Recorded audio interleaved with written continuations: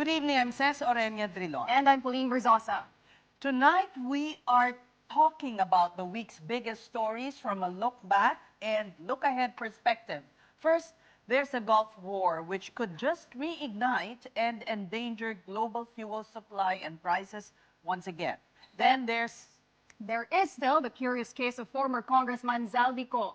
Philippine authorities believe he is now in Paris, France, but they are not presenting proof for such information nor discussing specific plans to get him back home.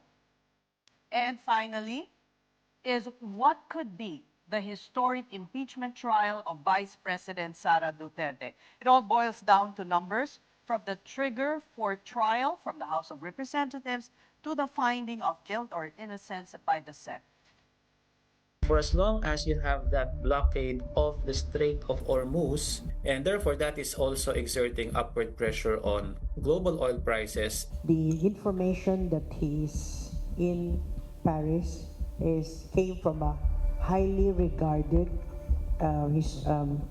diplomatic source. The embassy now is really looking intently on that. Isipot lang naman po ang ating Vice Presidente kung kapag kinakailangan.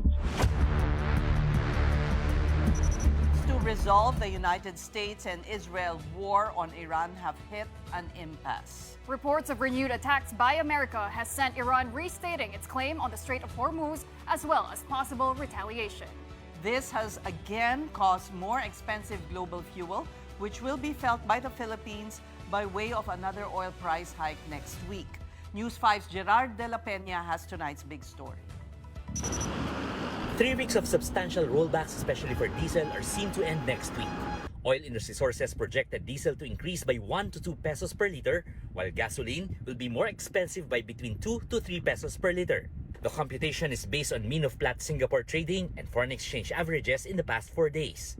The Department of Energy on Thursday had attributed a possible increase in pump prices in the coming week to the continued weakening of the Philippine peso against the US dollar. On Thursday, the last day of April, world oil prices jumped to their highest level since 2022. Brent crude, the international benchmark, hit $126 per barrel before falling back. Brent crude was trading at $113 per barrel on Friday, May 1st. The spike in oil prices came after a report that the U.S. military is set to brief American President Donald Trump on new plans for potential action in the Iran war. Tensions remain high across the region, with seats of power Tehran, Washington, and Tel Aviv trading warnings as violence continues amid a very fragile ceasefire. Earlier, Trump had reportedly rejected Iran's proposal to reopen the Strait of Hormuz, signaling the naval blockade will remain in place until a broader nuclear agreement is reached. Then, in a post on Truth Social last Wednesday, Trump again appeared to be threatening Iran, saying the country better get its act together soon. The post was accompanied by an AI-generated picture of Trump holding a gun with explosions in the background and the words, "No more Mr. Nice Guy." The US president also said he has not ruled out restarting the war. Iran's President Masoud Pezeshkian responded by lashing out at the American naval blockade, calling the siege of Iranian ports intolerable. This back and forth has been the bane of oil prices since the war began. Dati nang nananakot si Trump kahit bago mag-ceasefire, escalation yung tinitreaten niya. At every bridge, every power plant ng Iran, tinitreaten niya. Hindi niya naman tinuloy. More than a week ago, sabi niya, indefinitely ceasefire until mag-conclude yung talks with Iran. Hindi naman dumaharap yung Iran. Pwede na yung part of the negotiation tactic and strategy yon. May 1's oil price hike numbers remain projections for next week's adjustments. The Energy Department is still monitoring global oil market movements and will wait for the final MOPS trading results before confirming the exact pricing. Recall that the DOE is currently mandating fuel price adjustments, including minimum rollbacks and maximum price increases, as part of the declared national energy emergency. Oil firms must adhere to the DOE's calculated weekly adjustments or face sanctions for non-compliance. For News 5, Gerard de la Peña, we are One News. And in other news, police and rallyists clashed during Labor Day actions in Manila. Earlier today, protesters stormed the U.S. Embassy, but police blocked them along Calao Avenue. One demonstrator supposedly punched a policeman and chaos erupted. There were bamboo sticks lashing, even scratching. Some law enforcers were reported injured after the incident. The Manila Police District said they exercised maximum tolerance, but protesters said otherwise. Na araw ngayon ng paggawa, bakit kailangan harangin yung mga manggagawa na wala mang ginagawa? Walang armas yung mga manggagawa, kundi magsalita lamang, manawagan sa kanilang mga hinaing. Elsewhere, protests also marked Labor Day commemoration today. In Cebu City, rallyists called for across-the-board minimum wage increase of 1,200 pesos. They also pushed for accountability after several workers died in the Binalio landfill incident last January. And over in Mindanao, President Bongbong Marcos graced the Labor Day job fair in General Santos City. He highlighted the importance of workers and their sacrifices for the country. Dama po namin ang hirap na pinagdadaanan ng ating mga manggagawa. Ngunit hindi po kami tumitigil sa paghahanap ng mga paraan upang dumami pa ang trabaho, ang kabuhayan at ang mga oportunidad para sa ating lahat. Meanwhile, the Labor Department said it will decide on wage hike petitions in Metro Manila by July. The Wage Board will hold consultations with employers this month. At the moment, there are 17 petitions to increase wages ranging between 200 pesos and 1,500 pesos.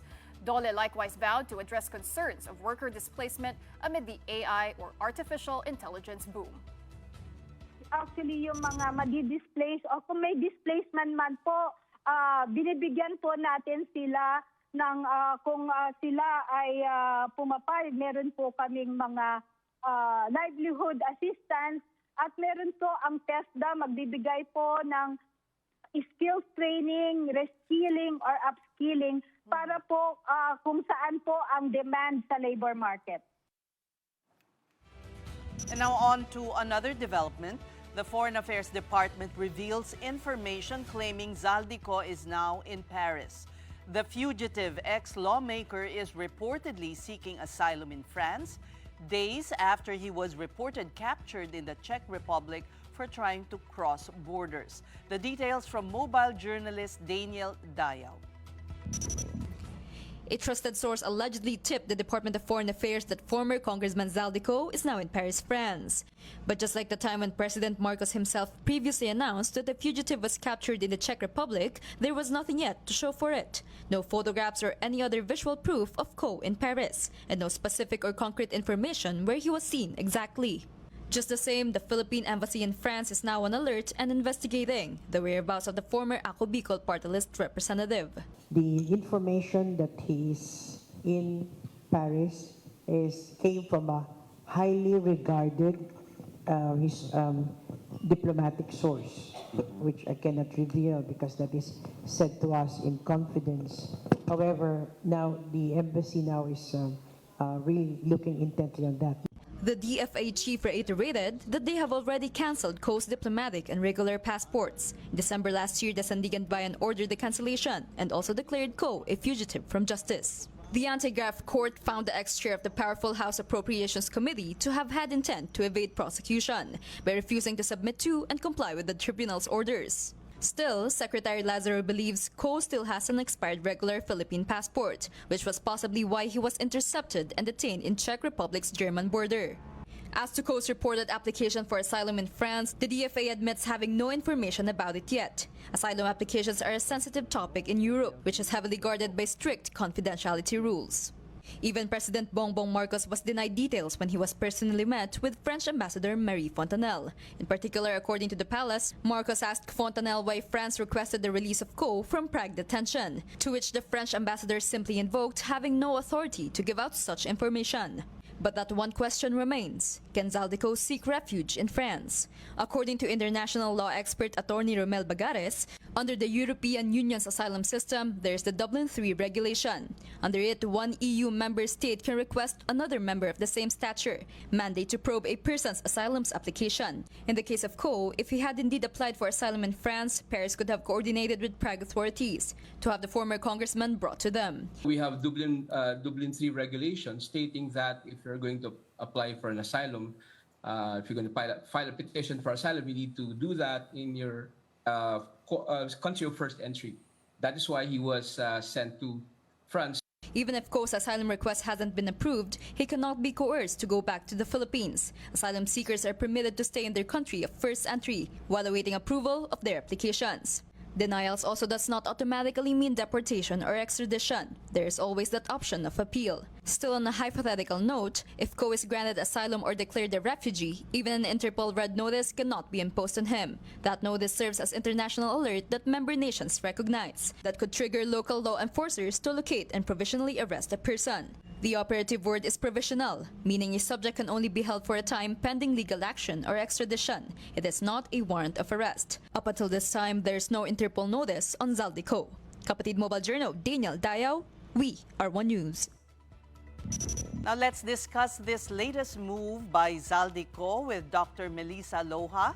Dr. Loha is an international law expert from the University of Hong Kong. Welcome to the Big Story. Good evening, Seth and Pauline. All right, now there is no extradition treaty between the Philippines and France, but what can the Philippines do to get Zaldy Co to face the cases in court? Right. There is information that Zaldy Co is seeking asylum in France. Ordinarily, when a person is granted an asylum status, there is no way for that person to be returned to the country of origin, especially if the asylum is granted on the grounds of persecution. However, I doubt if Zaldy Co would qualify for a refugee status under the existing Geneva Convention on Refugees, as well as under the European Union Convention on Human Rights, for the reason that first, he is facing a legitimate prosecution for corruption in the Philippines. Under the UN Convention Against Corruption, a case for corruption is considered non-political, and therefore it would not amount to a persecution.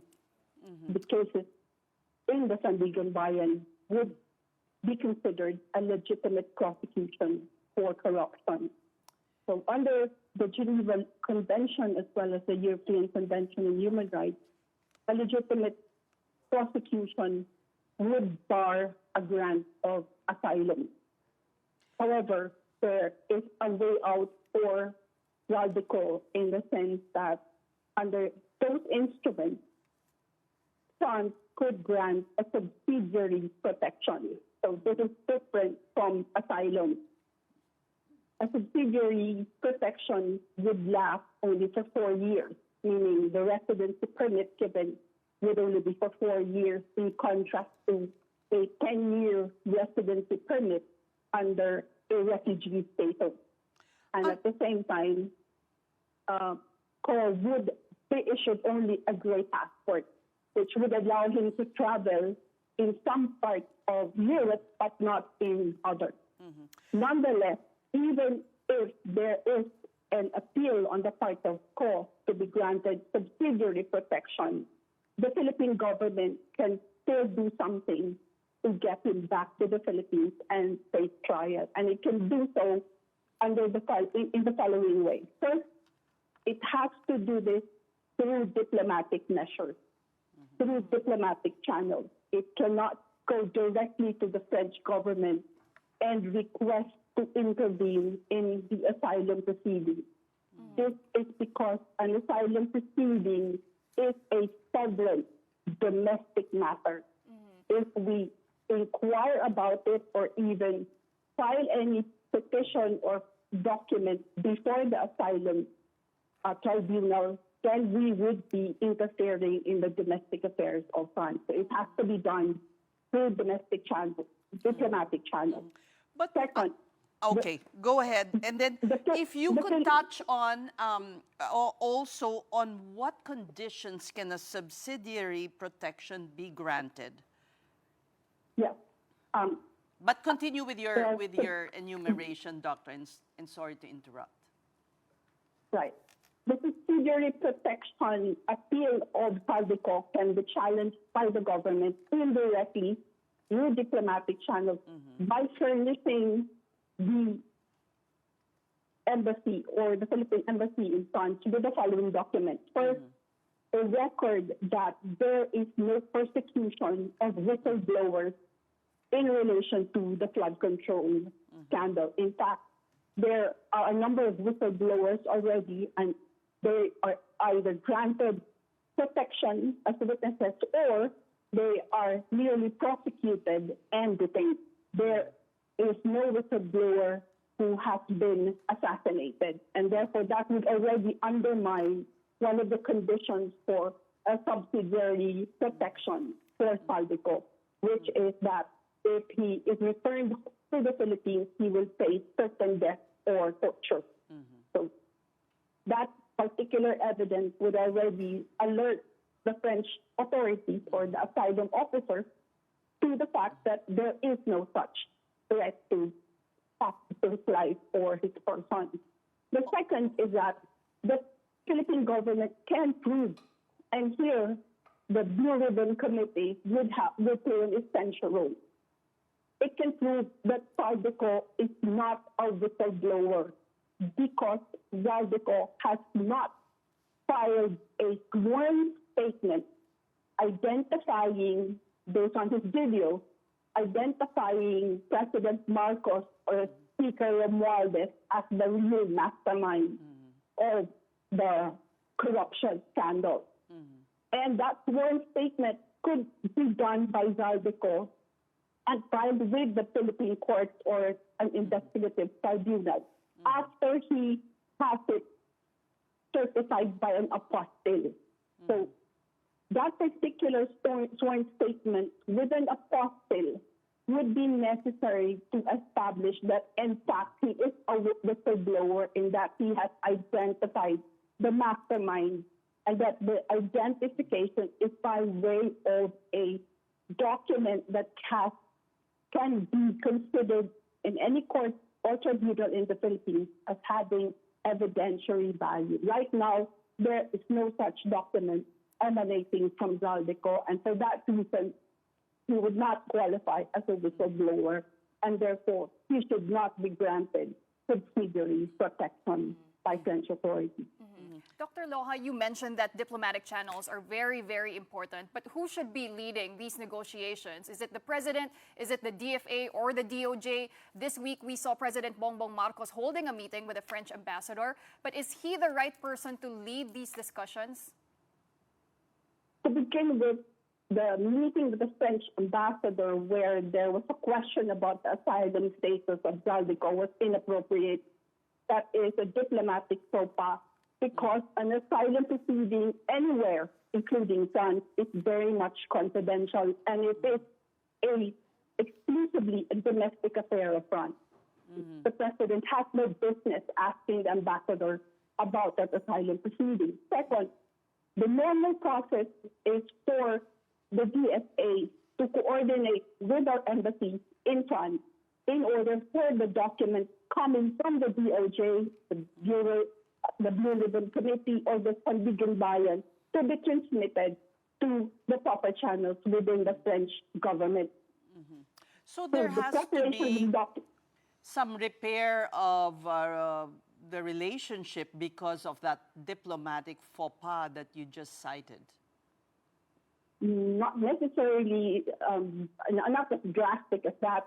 All we need to do is to go through the channels. I think they should know what is to be done when an asylum seeker is going to be objected to by the government. We have a long years of experience with respect to Jomatison in The Hague, in the Netherlands, and therefore we should have an experience when it comes to that situation. The fact that there are court records where Zaldy Co is facing corruption charges before the Sandigan Bayan could weigh heavily in favor of the Philippine government. It could weigh against Zaldy Co in an application for asylum. An asylum is usually granted under the following grounds. There is evidence of persecution in that he is targeted by reason of his race, religion, nationality, social grouping, or even his political opinions, which is not the case here. Moreover, there is a UN convention to which France and the Philippines are parties, which declares under Article 44 that the case for corruption is a non-political case. And usually an asylum is granted only when the person is facing a politically motivated case. In this particular case, corruption is expressly declared as a non-political case. And therefore, the asylum aspect of the application would already be a difficult one for Zaldy Co on that basis. And how But long? as to whether How long would that procedure take, Dr. Loha? it takes a long time to decide a case for asylum. It will not just take weeks or even months. Sometimes it would take years. But just the same, he has a mantle of protection somehow, because while the process is ongoing, he cannot, a red notice cannot be activated. There is no prohibition against the activation of a red notice, but like any red notice, even if a person is not under an asylum proceeding, a red notice can be issued, but the red notice has no effect. It is not a warrant of arrest. In the European system, more so in the European system, a red notice has no bearing on the status of a person. It is still the courts within the European country that has jurisdiction to issue warrants. And to enjoy this protection, Dr. Loha, from France, how important is this so-called asylum application certificate so that he can enjoy the benefits from being protected from any potential arrest? And how quickly or how soon do countries issue this certificate to any applicant for asylum? Well, while the process is ongoing, there can be no arrest made on Zaldy Co, even if he has not been granted an asylum yet, or even if he has not been granted a subsidiary protection yet. Once a person seeks asylum, there is a principle known as non reforma. That person cannot be forced to go back to the country where he alleges that he will be facing certain death or torture. So what remedy can the Philippine government get under the UN Convention versus Corruption? There's no immediate remedy right now, especially as there is an ongoing asylum proceeding. But the government can already prepare the proper documentation. For instance, it can already compile the records of existing whistleblowers or witnesses and their status, and that none of them has been executed, none of them has been tortured. Well, as to Gutesa, of course, the government would have to prove that Gutesa is well and good, and that he is free to leave, and that therefore Zaldy Co will not face the same fate as Gutesa. That would be the weak link in the government's state. At the same time, the government should already start presenting evidence that Zaldy Co is not a valid, is not a whistleblower at all under existing laws, because he has not filed the necessary sworn and apostilled statement pointing to President Marcos and Speaker Romualdez as the masterminds in this corruption scandal. But in the end, this asylum application somehow gives him protection. And how can this be prevented from being abused by, fugitives from the law? Yes. There are already a number of cases where politicians, for instance, Heredia of Peru, the Prime Minister or the President of Panama, were granted asylum in other parts of Latin America, even as they have already been handed a conviction for corruption or for bribery. That is the usual that has already been done before. In this case, the asylum is a right granted under the UN Convention, and therefore it cannot be negated just because it is inconvenient for some of the countries, especially such as the Philippines. it has to be respected, especially in the European system. But just the same, Europe also has strict laws on corruption, money laundering. Could the Philippines make use of these laws as well? Of course, it can make use of those laws, even parallel to the asylum proceedings. For instance, there is no extradition treaty between the Philippines and France, but under the UN Convention Against Corruption, that treaty can serve as the basis for a request for extradition. The trouble is that the request for extradition has to be initiated at the level of the court. In this case, the Sandigan Bayan, for instance. So that would require tremendous amount of diplomatic work. And not only that, it would require tremendous amount of concrete evidence that would convince France that indeed there is corruption that can be attributed to Zaldy Co, and that corruption also stains the economic or financial system of France, in that, for instance, Zaldy Co may have used the proceeds of his corrupt activity to purchase properties in France and so on. That is the type of evidence that the Philippines needs to establish to convince France that this particular individual does not deserve the protection of the UN Convention on Refugees, much less the UN Convention on Human Rights. All right, we thank you so much for your insights. That was international law expert Dr. Melissa Loja.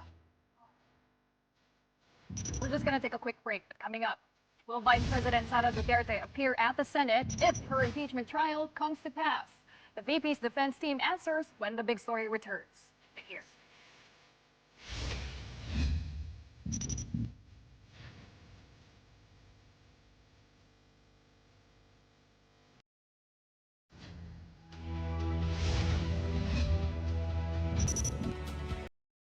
Welcome back to the big story. Vice President Sara Duterte will appear before her impeachment trial at the Senate if it comes to that. Counsel for the VP, Attorney Michael Poa, gave this assurance again after Duterte's snubbed impeachment hearings at the House. Isipot lang naman po ang ating Vice Presidente kung kapag kinakailangan. Sitingnan lang po natin kung saan kinakailangan mag-attend o kung merong incident sa isang hearing na kung saan kailangan talaga nandun ang Vice Presidente. The Committee on Justice Wednesday unanimously found probable cause to impeach Duterte. They cited overwhelming evidence of corruption, betrayal of public trust, and constitutional violations. The committee report will now be put to a vote in the House plenary, possibly on May 11. Hindi ako magsisinungaling, sa totoo lang, umaasa pa rin kami na pag mapunta to sa plenaryo ay ma-appreciate ng ating mga kagalang-galang na mambabatas kahit yung aming mga objections doon sa ginanap na proceedings sa Committee on Justice. But House Justice Committee member Bicol Saro Party List Representative Terry Ridon found Poa's assurance of the VP's attendance surprising. Ridon pointed to the petition before the Supreme Court filed by Duterte's camp questioning the proceedings. He went into the Supreme Court questioning our proceedings, making the Senate a respondent. Parang nakakatawa ho yun, na paglalapag ho ng Senate impeachment trial, magpapakita ho sila doon habang hindi ho nila binibitawan yung po nga kanilang Supreme Court petition laban sa proceedings itself. So I think it is a bad faith legal defense for the Vice President. Parang linuloko natin yung mga tao. Pagka ganun ho yung magiging posisyon po natin. Now let's talk about this development with our unimpeachable political pundit, Ronald Llamas. Great to see you again, Ronald. Evening, Ces, Pauline. Nakatakot naman yung intro mo. Okay, so kasi impeachment eh. Anyway, mangyayari na ba yung naudlot last year sa tingin mo? Well, sa tingin ko, dahil sinunod naman ng Congress yung mga questions ng Supreme Court doon sa impeachment na basically pinatay nila at sinunod yung kanilang 6 recommendations kung paano dapat umandar yung impeachment. Bagaman ito ay malayo doon sa rules of impeachment mismo sa ating konstitusyon, sinunod pa rin. Ang problema, nag-file ng kaso sa Supreme Court last year para magkaroon ng ganitong rules. Sila naman yung hindi humarap. Kaya tama na sinabi ni Congressman Terry Redon na haharap sila sa Senado pero hindi sila haharap sa Justice Committee at saka sa Kongreso dahil habang nag-file sila ng kaso sa Supreme Court para patayin uli itong impeachment. Parang, anong tawag doon? Forum shopping? Anong tawag doon? Hypocrisy? Parang medyo malabo. Pero, alam mo, the court has ruled in their favor several times. So, pwedeng mangyari rin yan. Baka malabo at this point dahil nagsimula ng jurisdiction eh. Kung ang questionin nila yung Congress, mahirap pigilin yung impeachment process sa Congress dahil jurisdiction. Tapos ang sabi ni Senate President Soto, pag sa Senado, immediately after itong botohan, probably sa May 11, ay forthwith, immediately, i-convene nila yung Senate sa trial court. Kung Pauline, saka Ces, kaya medyo nagkaroon ng pagkakataon yung Supreme Court para i-assume yung jurisdiction dito sa kaso ay dahil hindi siya tinanggap agad ng Senate. Kung tatanggapin ng Senate yung impeachment na manggagaling sa House, then may jurisdiction ng Senado sa trial court. Ay wala akong alam na jurisprudence na yung jurisdiction ay babawiin ng Supreme Court.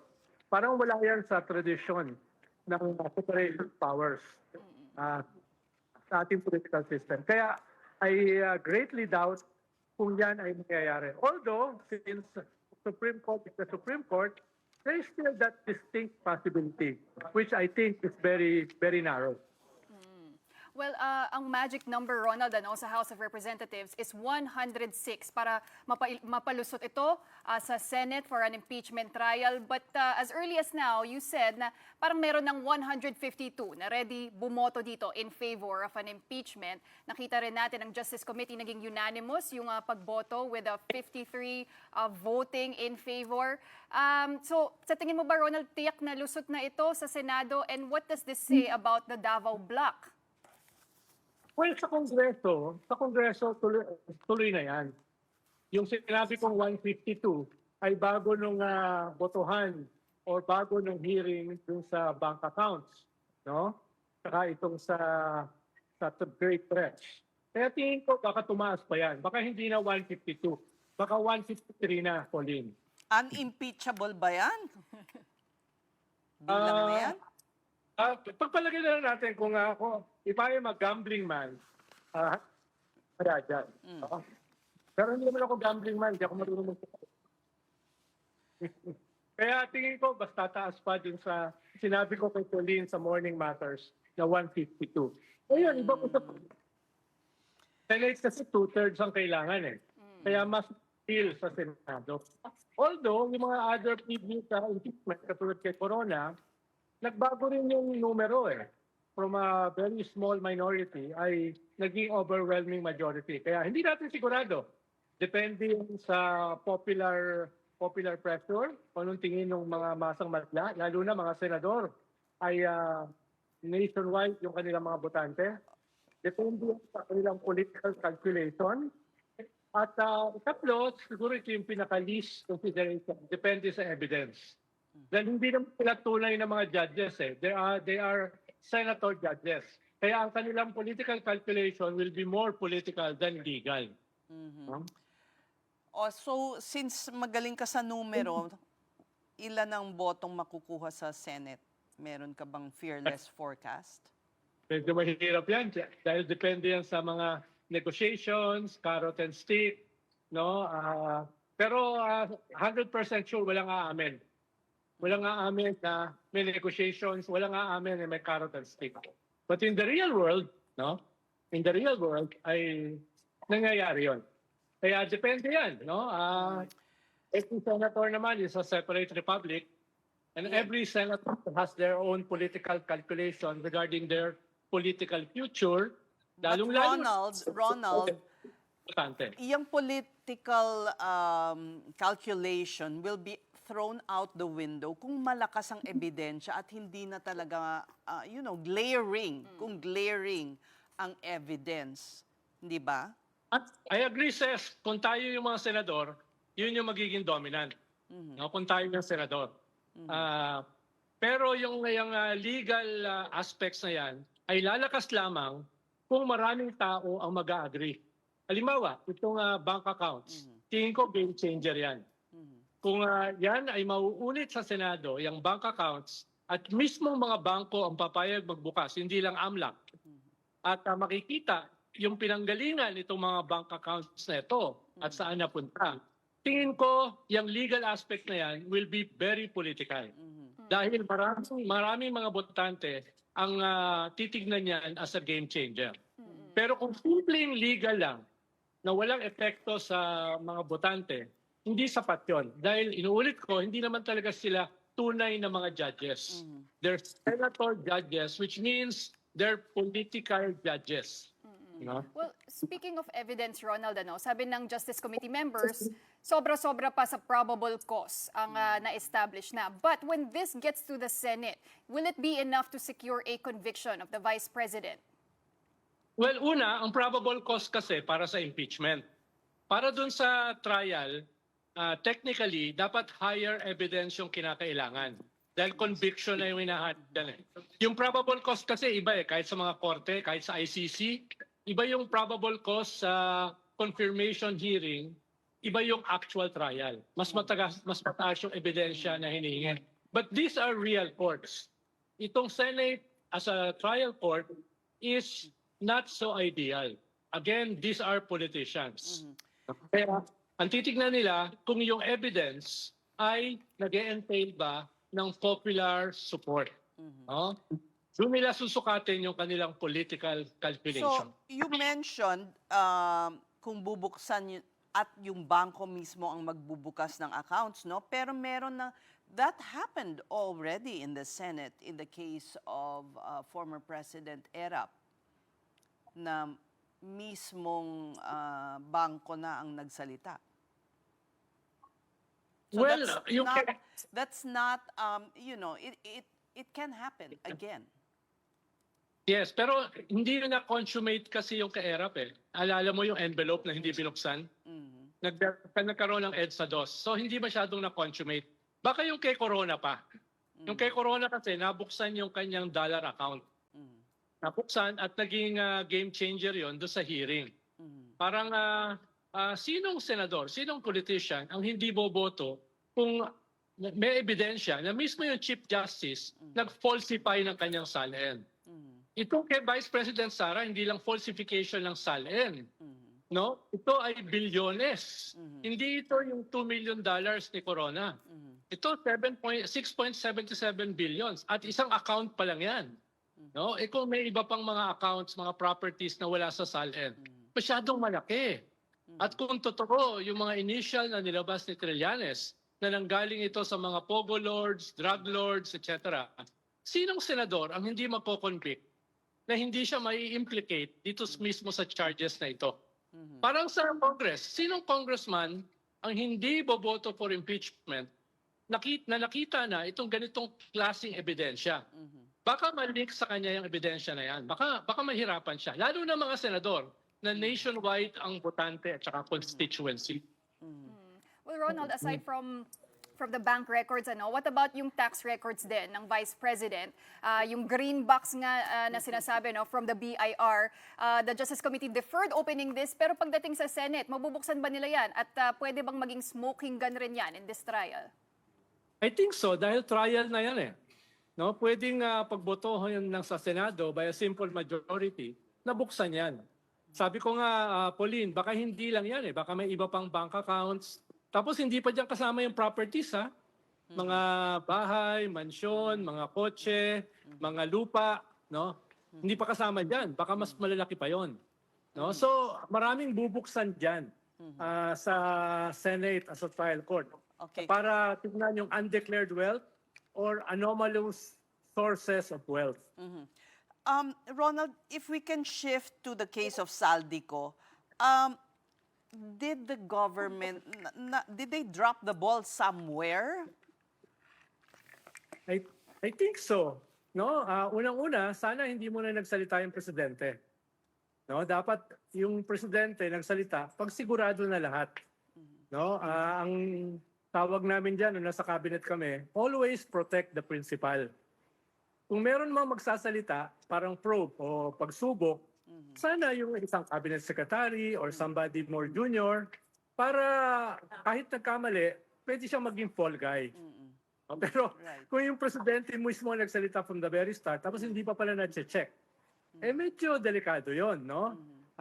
Kalawa, medyo established naman yung rules sa Schengen, sa Europe, no? So, ibig sabihin, dapat tinanong muna nila yung nakakaunawa sa Europe, sa Schengen, kung ano ba talaga yung procedure. Dahil unless walang red notice, no, na nag-apply tayo last year pa, pero wala pang lumalabas na red notice, unless wala siyang krimen mismo sa Europe, I doubt if he will be arrested. Yung kasi yung unang term, arrested. Or even detained. Ang term nga na ginamit nila, accosted lang Dahil yung accosted, check lang yung kanyang mga dokumento, tapos papakawalan na rin siya in a few hours.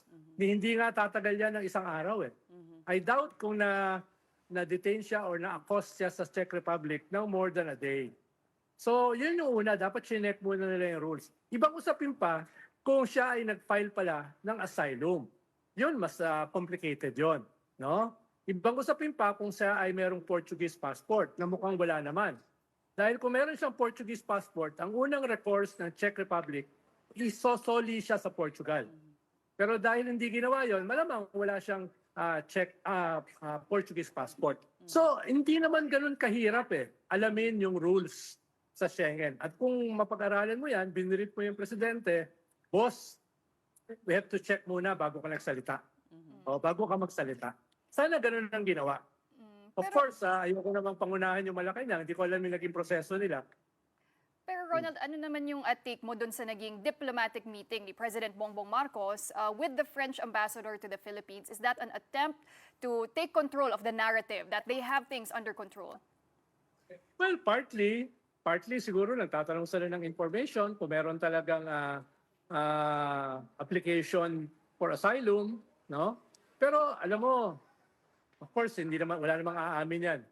No? Yung mga bagay na yan ay political din yan Halimbawa, sa East Timor, wala tayong extradition treaty, pero na-extradite si Congressman Tevez. Ibig sabihin, pwede rin yan, kahit wala yung extradition, no, kahit wala sa rules nila, pwede namang government to government mag-usap Diba? Pwede mag-usap yung government to government. Pero kung walang ganon, hindi mo sigurado kung ano mangyayari. Halimbawa, kung merong, nag-iimbita yata yung French government para sa isang state visit ni BBM this year sa France to meet President Macron. Yun, definitely, pwedeng pag-usapan yun ng president to president.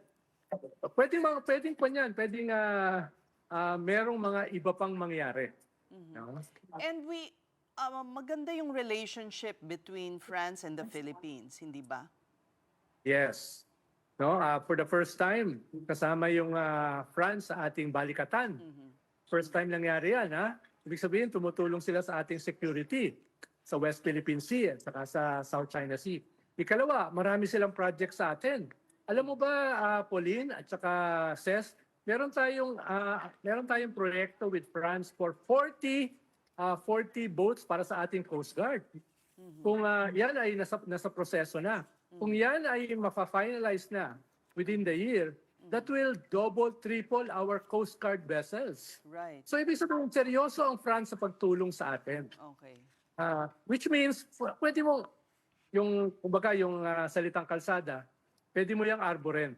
Oo nga. Pero, teka muna, ba't yung red notice na yan na hindi pa mabigay-bigay? Hindi ko alam paano sa Interpol yan No, sa Interpol yan. Pero kahit kasi yan, dahil international, Okay, nawala ka na. Okay, all right. Nakaswerte na tayo sa mahabang pag-uusap. I think he's at a wake, but thank you, Ronald, for joining us.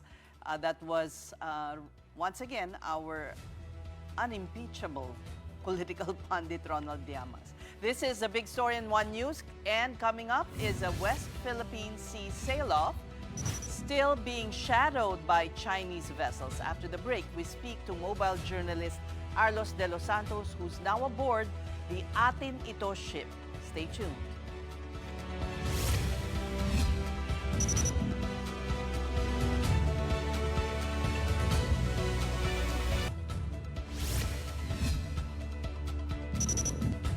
The Big Story is back with more stories making headlines this Friday, and we begin with the camp of Jay Sonsa questioning an unbailable warrant issued against the former broadcaster.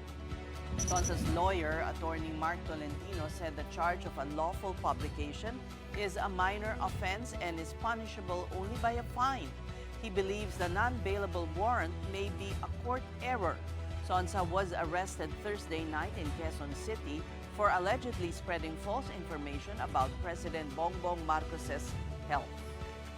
Our team believe na may pagkakamali sa court. Bakit nag-issue sila ng warrant of arrest na itong kaso na ito, bail is not required. Bail is not required is different from a non-bailable offense. Ang reason nila is may mga fake publication daw about the health of the president. So yun ang in-issue ko doon, sinite ko na argument sa preliminary investigation. Bakit ang NBI ang nag-file? May question din ako, bakit sa Pasay final? But ang offended party, the allegedly offended party is the President of the Philippines. Saan ba yung opisina ng Presidente? Malacanang. Saan ang Malacanang? Manila, hindi naman sa Pasay. Meantime, at least 11 police personnel linked to the missing Sabongeros case have been dismissed from service. That's over the abduction of 2 men during separate anti-drug operations in 2021. The NAPOLCOM said the officers acted in conspiracy to abduct Dane Mark Carlos and Charles Dean Soto, who remain missing 5 years later. And the Energy Regulatory Commission has ordered the resumption of the wholesale electricity spot market, or WESM, nationwide. The WESM was halted on March 26 due to energy supply risks and volatile prices linked to tensions in the Middle East. ERC Chairperson Francis Saturnino Juan said resuming operations will allow electricity prices to better reflect market conditions while keeping consumer safeguards in place. The ERC said it will continue to monitor prices and may suspend the market again if conditions warrant.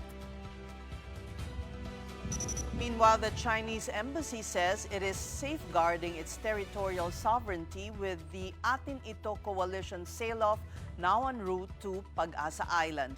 Earlier, a Chinese Coast Guard vessel shadowed MV Capitan Felix Oca. Now, let's get the latest from mobile journal Arles de los Santos. Arles, kamusta ang Atin Ito voyage at nasan na kayo ngayon? As of 6:20 p.m. today, we are 130 nautical miles from the northwest of Busuanga Island as we head towards Pag-asa Island as part of the 4th civilian mission of the Atin Ito coalition. Right now, Sess, I can still see as the lights of the Chinese Coast Guard vessel with bow number 3103 illuminates from afar as we have reported that as early as 7:20 a.m. today, this has started to shadow the MV Capitan Felix Oca as we head towards Pag-asa Island. And says actually this was seen as early as 60 nautical miles as near the Mindoro the land masses, and we thought actually that it will later on go far from us because it might have a different route, but we have been keeping an eye on this CCG vessel, and it continues to shadow us up until this very point. Actually, says it got as close as 3.2 nautical miles from the MP Capitan Felix Oca, which actually now houses the 127 mix of volunteers, media workers, and conveners of the Atin Ito coalition. Says at this point there's no radio challenges, and according to the Atin Ito coalition, there are no threats yet with this distance, but they're expecting to meet more and see more Chinese vessels as we approach closer to the Pag-asa Island. Says. But I understand the drones cannot be released because of the shadowing of the CCG vessel. Says we are not confirming that the drones that are owned by Atin Ito coalition are not operating due to the presence of the CCG vessels. According to AJ Ventura, the videographer and the documentaries of the Atin Ito coalition fourth civilian mission, they're actually attempting to let these drones fly to cover our voyage. However, they encountered problems for around 40 to 45 minutes. Continuous prompts of errors and warnings are continuously showing up on the screen of their drone. And there is also a requirement that they need to register to the Civil Aviation Administration of China, which is CAAC. And this happened, says, at around 137 nautical miles from the west part of Mindoro, still clearly within the exclusive economic zone, waters, and airspace of the Philippines. All right. Well, Arles, what are the safety measures in place, especially because this is a civilian mission?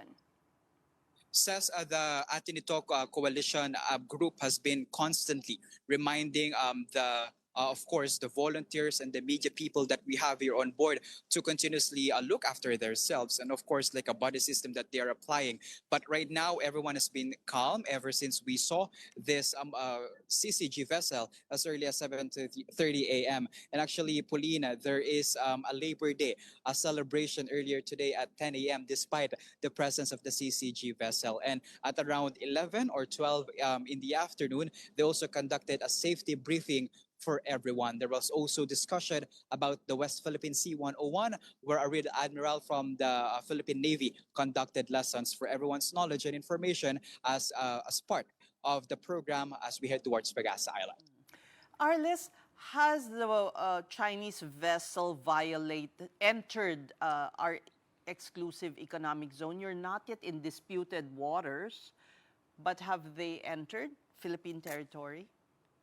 Says as early as 7 a.m., they've been in the part of the exclusive economic zone of the Philippines, 60 nautical miles from the landmass of Mindoro. So that's clearly inside our territories. And actually, we were expecting to see more of them as we head towards closer to Pag-asa Island. But the good thing here says, earlier we saw them at around 3.2 nautical miles. They're really, I can say, like closer to us with this, describing, of course, how big these ships are. But now they've been consistent at that part. I don't know if you can see them, but we will try. Okay, we will try. Yeah, it's a bit dark. It's a bit dark in that but you area. See the lights. But you see the lights. but I can see. I can still see the light. Says even as with the sun earlier, they've been there, and up until tonight, they're still there. We will going to keep an eye on this if they will still be around closer or farther when the sun rises and we approach closer to the Pag-asa Island in West Philippine Sea. Okay. We thank you, Arles, and do stay safe. Nakaka-nervyos ba? What's the prevailing feeling over there? Says actually we were awakened by this 7:20 announcement of the captain of the ship that we're seeing a Chinese Coast Guard from afar. It's a bit nerve-wracking in a sense, as it is our first time covering this type because last year it was Merrimon who was in the Atin Ito coalition civilian mission. But right now there's that feeling of nervous and a bit of fear, but we're just hoping and praying for the best and of course for the safety of our fellow voyagers going to the Pag-asa Island. But let's keep an eye, says, because last year they said that the Chinese vessels are much closer when they approach the Pag-asa Island, and water cannons were also seen, and even this MV Capitan Felix Oka did not head straight to the Pag-asa Island due to fear and, of course, for safety precautions of those in the ship. Says. All right. Stay safe. That's Mobile Journal Arles de los Santos talking to us from close to Busuanga Island. Right, and now on a much lighter note, from the front lines to real stories of courage, a new series is set to spotlight the lives behind the uniform. Philippine Army reservist and actor Mateo Guidicelli gave a sneak peek of Patriots, an upcoming documentary series on One News. In an interview in our sister program Afternoon Delight, Guidicelli said the series will feature 13 soldiers from across the armed forces, tracing their journeys from civilian life to service. Each story will offer a 360-degree look at the realities of military life. And with Patriots, Guidicelli says the goal is to honor service and tell stories that inspire. I just want to give so much respect and so much credit to all our soldiers to tell their stories. Hindi naman perfecto ang lahat ng mga organisasyon or institusyon. No? Just like the AFP, I'd like to admit. But we are striving to become better and better. And I think we all have to lead by example. So these people we've chosen here are leading by example. Careers that in the battlefield and whatsoever. But these people are leading by example to try to have a better country. So we just have to be proactive and try not to be defensive but offensive and proactive and try to push each other up to become the best versions of ourselves in all aspects. No? So we have to motivate and push everybody up and tell their stories because their stories deserve to be told. All right, so don't miss Patriots, only here on One News. But for us here on The Big Story, that will do it for us this week. Do join us again on Monday at 8 p.m. Thank you so much for watching. Looking forward to that documentary series. My dad was in the military. Oh, yes, Yeah. yes. And he would, I didn't interesting understand it. I was growing up. He said, you always told us, country first before family. Wow. I said, what? Talaga ba? How could you say that? No, but yeah, he really was a Loyal, true committed blues to the country. soldier. So, kapatid, we are One News, all sides, all the time. Good night and have a great weekend ahead.